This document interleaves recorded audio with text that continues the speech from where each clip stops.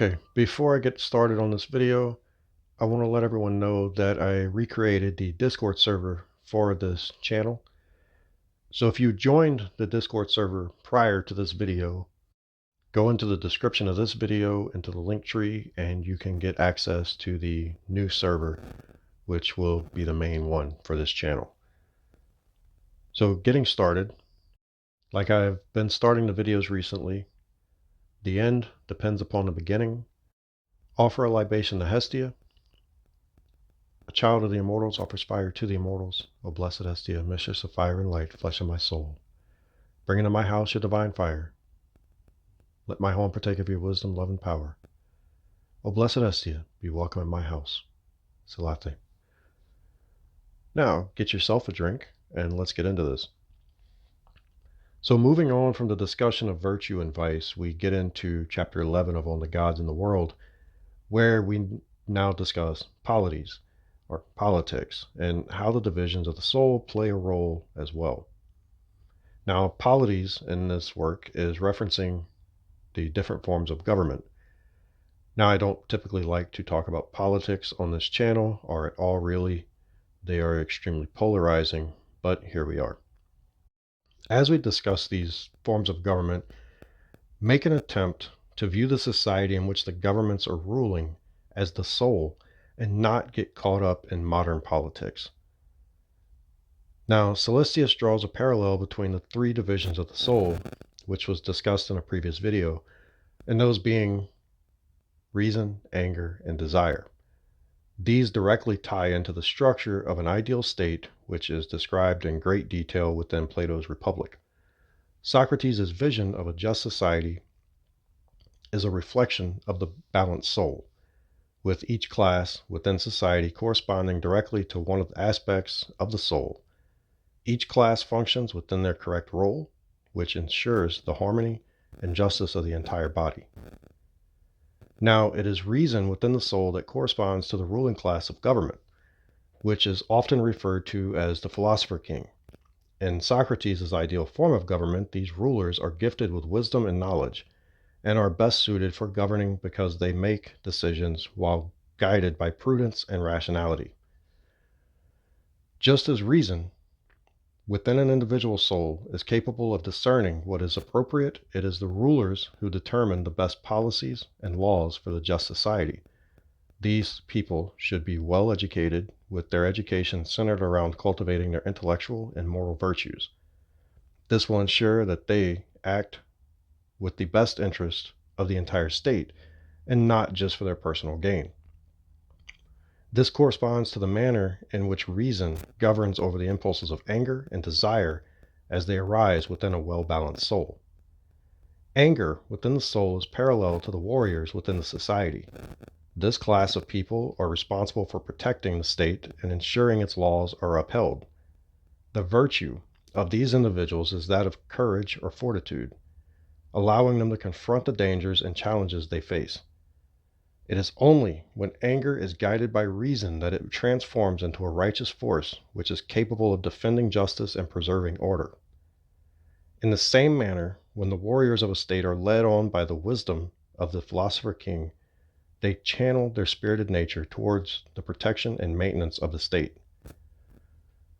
Desire within the soul corresponds to the producer class within the society.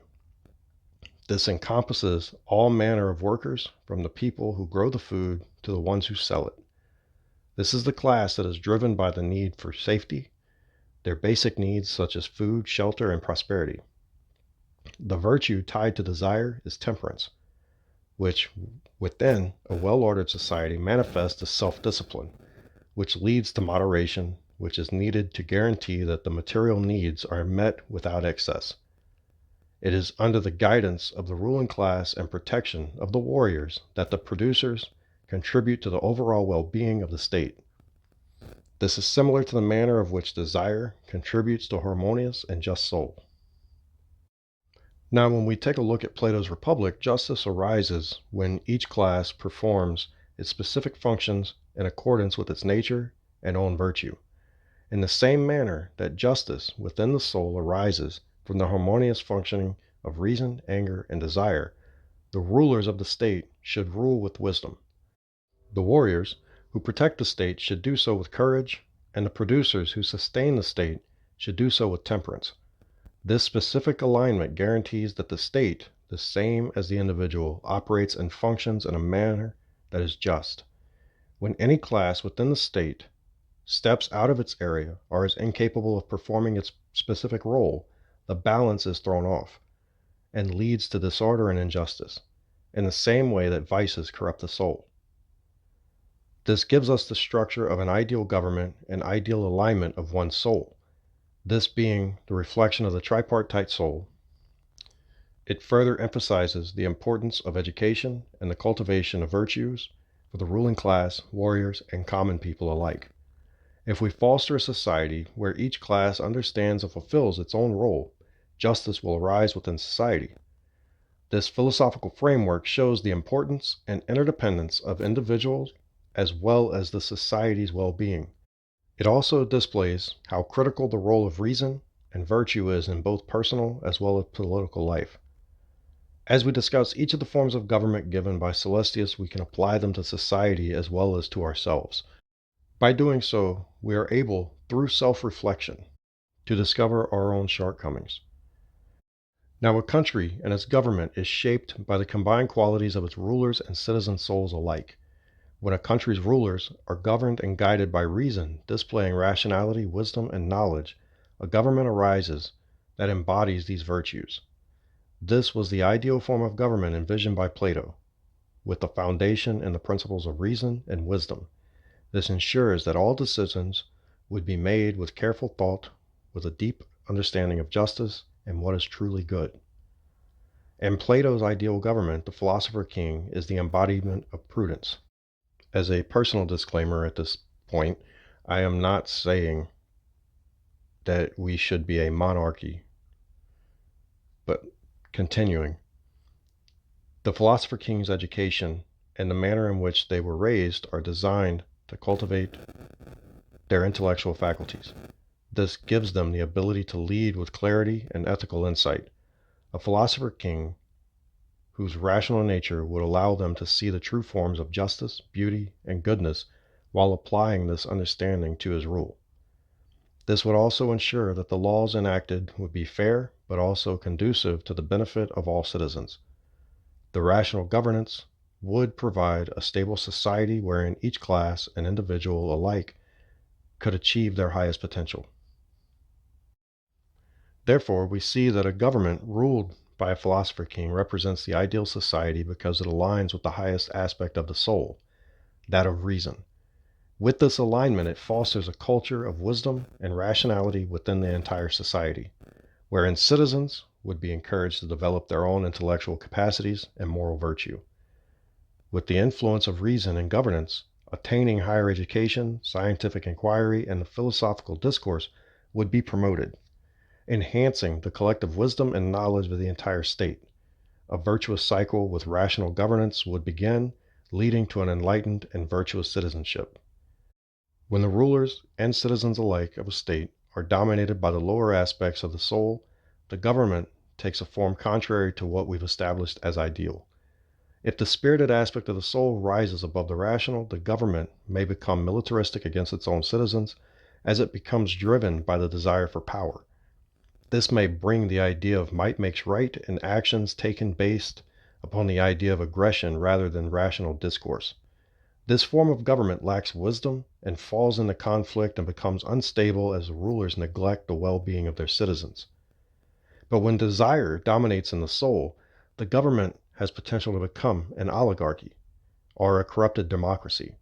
This form of government places personal gain of the ruling class above the needs and well-being of its citizenry.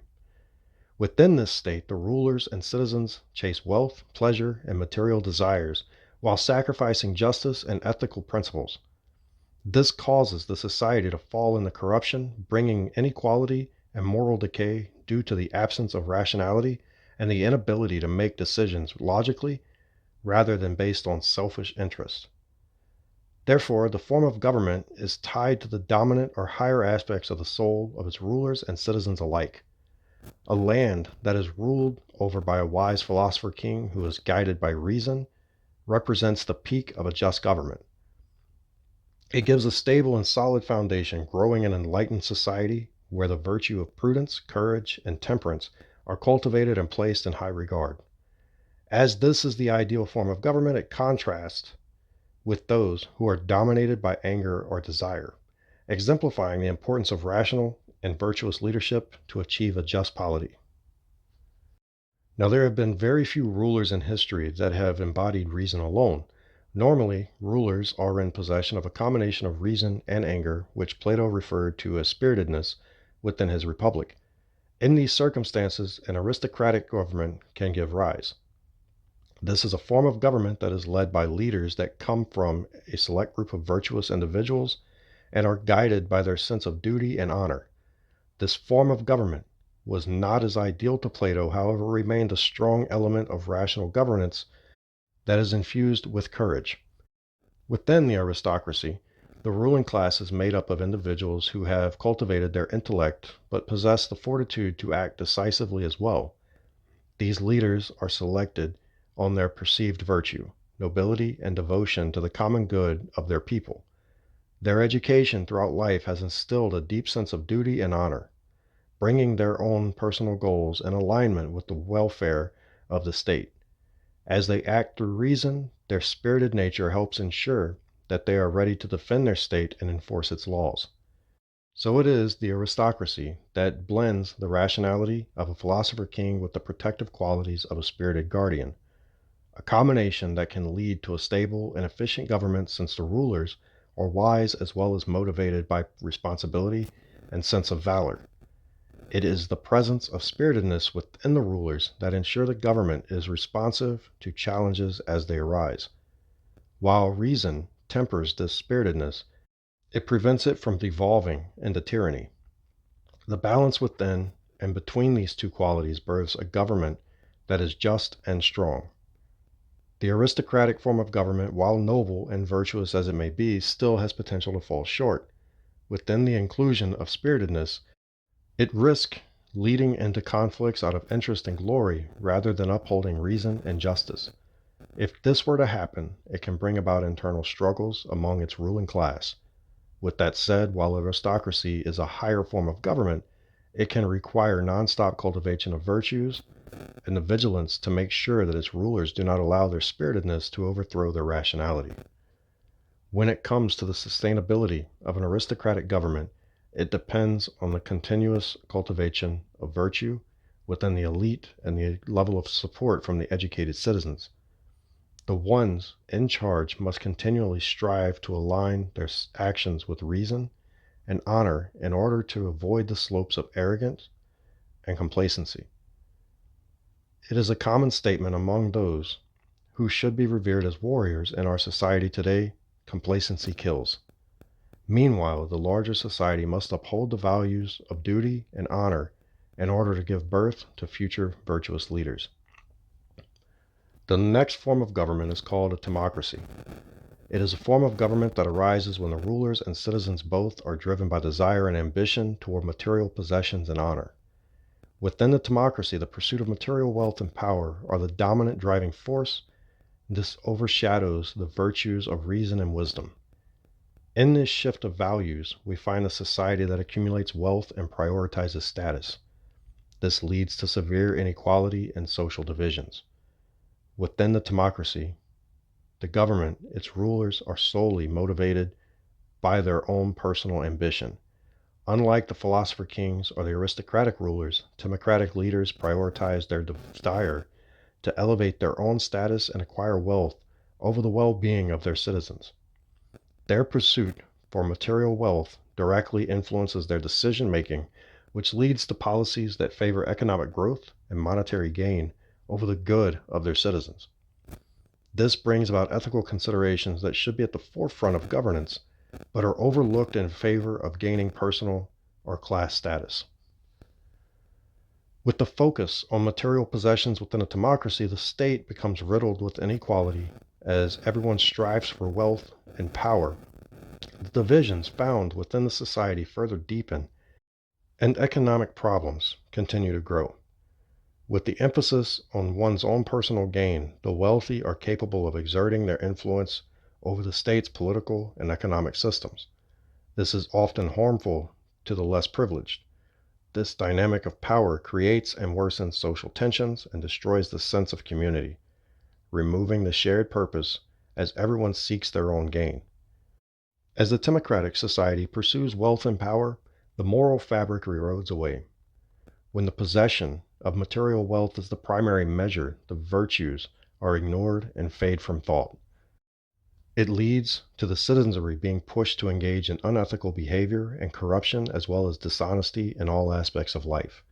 The moral decline breaks the foundation of the social order as the trust is compromised in both the personal and public life.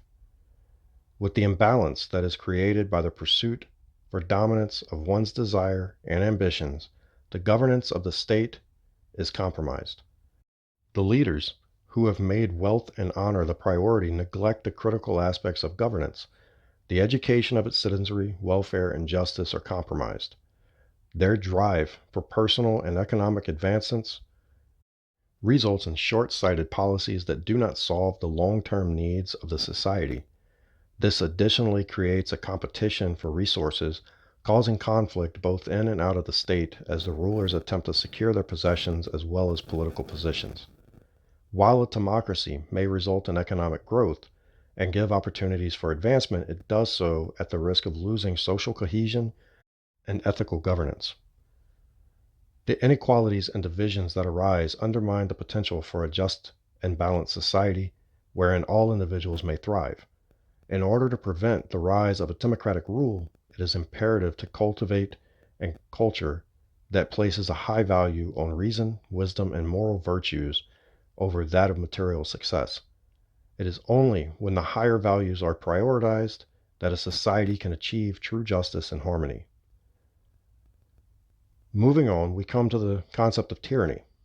This is a form of government that is the complete and total opposite of the ideal state.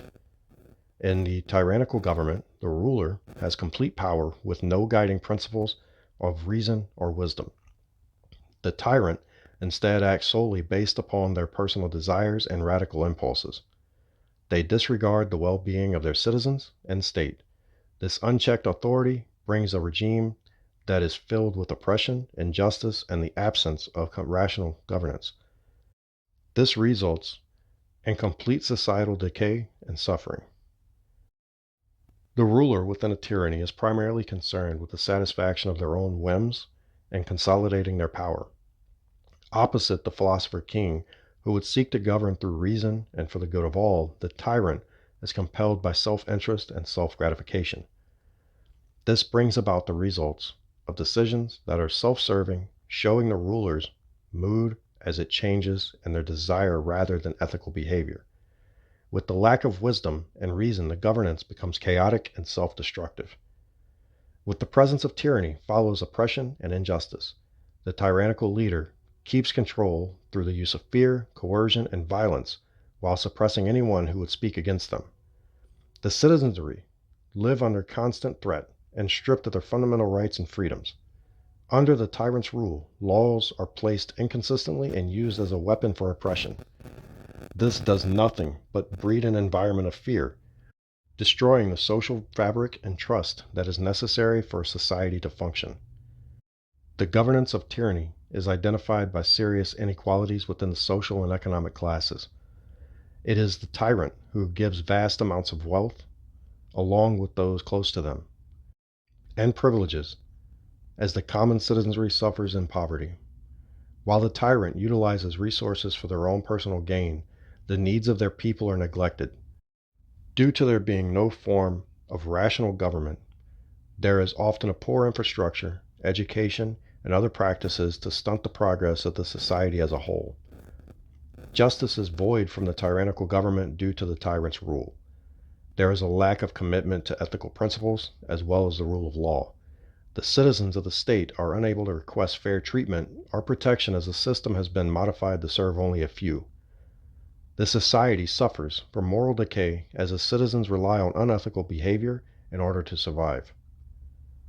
With the lack of rationality within the government structure, the system fails from poor decision making. Due to actions taken without reason and wisdom, the impulsive actions result in diplomatic conflicts and internal strife. With the lack of reason within the government, the state is lacking the ability to balance the social unrest as it arises. This poor management further divides the suffering population and rots away traces of legitimacy of the governing party. Now, the final form of government discussed within On the Gods in the World, and what the Western world is most familiar with, is democracy. Within a democracy, the ruling class are not determined by wealth or their social status, but chosen by the people and elected into the position by the people they represent. A democracy places emphasis on equality and the overall will of the majority, giving every citizen the voice within the political process. Within a democratic form of government, the power lies with the people, who elect the politicians to represent them and make the decisions. This election process ensures that each citizen, no matter how diverse or different their interests may be, is represented. A purpose of a democracy is to give each citizen within the state an opportunity to be heard, regardless of their social status. A democracy places an emphasis on specific freedoms such as speech, to vote, and protection, which give a foundation for a just society. As promising as a democracy can be, Socrates made valid arguments against a democracy. It was Socrates' view that a democracy is susceptible to a political leader that seeks power through the use of manipulation and appealing to desires and fears of its citizens. Socrates stated that a democracy that placed the desires and whims of the people as a priority often falls prey to immoral leaders who appeal to prejudices and emotions, neglecting reason. These leaders would exploit the fears of its citizens to gain power and may lead to decisions that are not in the best interest of the state itself. Socrates also expressed concern that a democracy could succumb to the whims and desires of its masses, giving a governance that placed priority on short-term gratification over wisdom. The focus of appealing to the masses can lead to the enactment of harmful policies that happen to be popular by the people. The governance of a democracy may be lacking in the foresight and prudence that is required for addressing the challenges that arise within society. Socrates also made an argument in regards to all citizens having equality in the decision-making process. When all of the state's citizenry has equal say with no regard to their knowledge on the topic or expertise, the process can become skewed. With no rational authority leading the government, the quality of the decisions made may alter greatly from decision to decision, as the citizens are influenced by different levels of understanding. This can bring about governance that is not capable of addressing the complex issues that arise. With a better understanding of the forms of government discussed within On the Gods in the World and their background with Plato, we can see that the form of government is greatly determined by the dominant characteristics of the ruling class as well as citizen souls. This reflects the collective values, morals, and virtues. Within these different forms of government, we can understand through the lens of the tripartite soul, again, of how reason, anger, and desire help shape the political structure within a state. A kingdom, being guided by reason, creates an ideal state, as well as rational and just governance. Aristocracy is a blend between reason and spiritedness, which in turn fosters a noble and virtuous leadership. Democracy, however, is driven by desire, giving rise to economic ambition and resulting in social inequality. Tyranny is a form of government, opposite of Plato's kingdom, completely devoid of reason, and leads to oppression. Then democracy, a form of government wherein the majority makes the rules, places an emphasis on equality, but is described by Socrates as unstable without the guidance of reason, which would lead to an oligarchy. By understanding these dynamics, one can comprehend the influence and impact of an individual as well as collective virtues by the nature of governance. Bringing all of this back to the individual, and each form of government mentioned during this video, apply the description to oneself. As it is true about the form of governments, it is also true of the individual. When one is ruled by emotions, they become rash and act on impulse, oftentimes out of anger. If desire rules, the individual chases pleasure above all else. However, when reason rules and is balanced with emotion, one has harmony. Let me know what you think in the comments below. Like, subscribe, and share this video to help the channel grow. And until next time, the end depends upon the beginning. Sallustius.